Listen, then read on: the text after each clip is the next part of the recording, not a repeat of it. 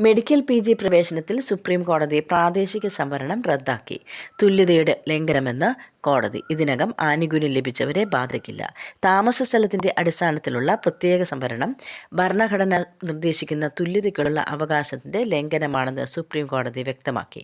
Medical PG കോഴ്സുകൾക്ക് ഇത്തരത്തിൽ സംവരണം ഏർപ്പെടുത്തിയത് റദ്ദാക്കിയാണ് ജസ്റ്റിസുമാരായ ഋഷിഘോഷ് റോയ്, സുധാംശു ധൂളിയ, SNB ഭാട്ടി എന്നിവരുടെ ബെഞ്ചിന്റെ ഉത്തരവ്. പ്രവേശനം മെറിറ്റ് അടിസ്ഥാനത്തിൽ മാത്രമായിരിക്കണമെന്ന് കോടതി വ്യക്തമാക്കി.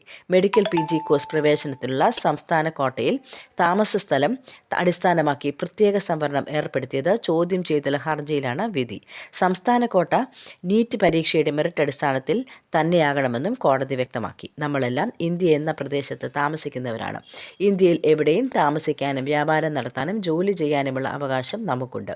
രാജ്യത്തെ ഏത് സ്ഥലത്തെ വിദ്യാഭ്യാസ സ്ഥാപനങ്ങളിലും പ്രവേശനം നേടാനുള്ള അവകാശവും ഭരണഘടന നൽകിയിട്ടുണ്ട്. ഒരു പ്രത്യേക സംസ്ഥാനത്ത് താമസിക്കുന്നവർക്ക് MBBS കോഴ്സുകൾക്ക് പ്രത്യേക സംവരണം ഏർപ്പെടുത്തിയിട്ടുണ്ട്. എന്നാൽ PG മെഡിക്കൽ കോഴ്സുകളുടെ സ്പെഷ്യലൈസ്ഡ് പഠനം കണക്കിലെടുക്കുമ്പോൾ ഇത്തരത്തിൽ താമസ സ്ഥലത്ത് അടിസ്ഥാനത്തിൽ സംവരണം ഏർപ്പെടുത്തുന്നത് ഭരണഘടനയുടെ 14-ാം വകുപ്പിൻ്റെ ലംഘനമാണ് കോടതി വ്യക്തമാക്കി. അതേസമയം ഇതിനകം ഇത്തരത്തിൽ സംവരണം ലഭിച്ചവരെ ഉത്തരവ് ബാധിക്കില്ലെന്ന് കോടതി വ്യക്തമാക്കി.